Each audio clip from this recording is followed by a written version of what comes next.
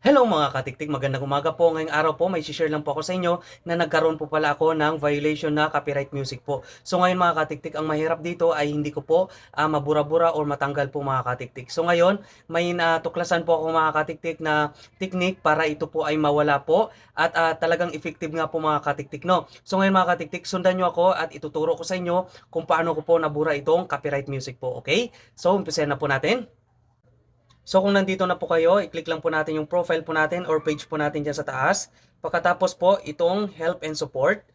Pagkatapos po, support inbox. Okay? So ayan, pupuntahan ko tong your alert po. Ayan po. Ayan. So yan po yung violation ko po, katiktik, no. Ayan, i-click ko po.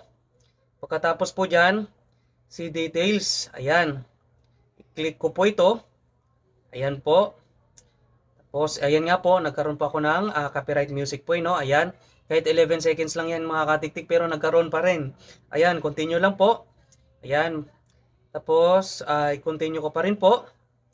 Tapos, ayan, continue po. Okay, after po nyan, ayan po, oh, ni-remove ko po, remove video po. Ayan, so continue po. Tapos, delete video po. Ayan. Okay, close. Ayan. So ngayon, i-double check ko po sa aking alerts kung nandun pa rin or wala na po.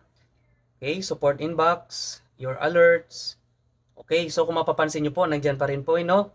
Okay, kasi naka-open na siya, naka-open pa rin. Okay. So ang gagawin ko po, yung pangalawang step.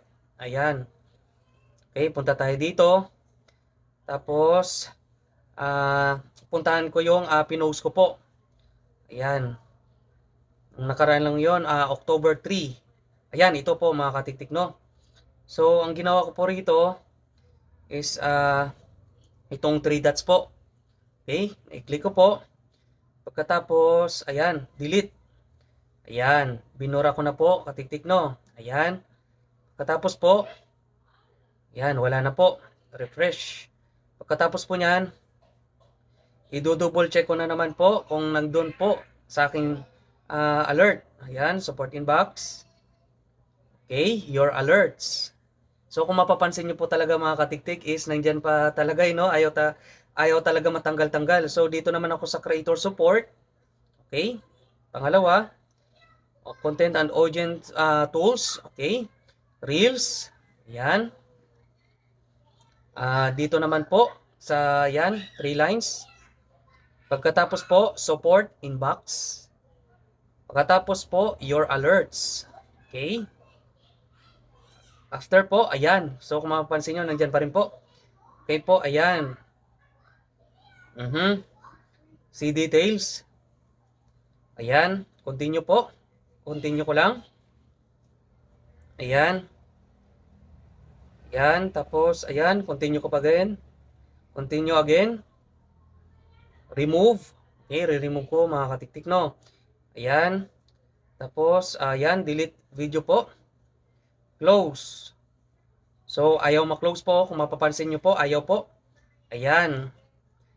So, sa sunod tayo na step po, para mas matanggal siya, tingnan natin kung matanggal. Ayan.